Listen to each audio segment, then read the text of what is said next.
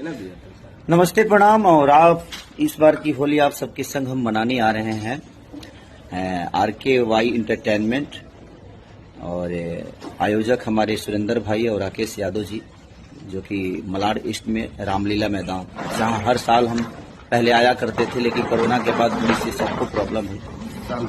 और शाम के 4 बजे वो सबसे मिले हम आई मुंबई 7 मार्च शाम 4 बजे रामलीला मैदान हीरा बाजार के बगल में।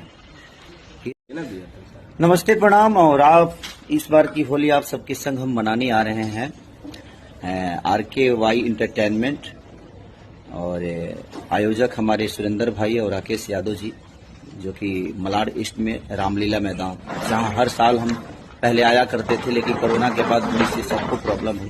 और शाम के 4 बजे वो सबसे मिले हम आई मुंबई 7 मार्च शाम 4 बजे रामलीला मैदान हीरा बाजार के बगल में।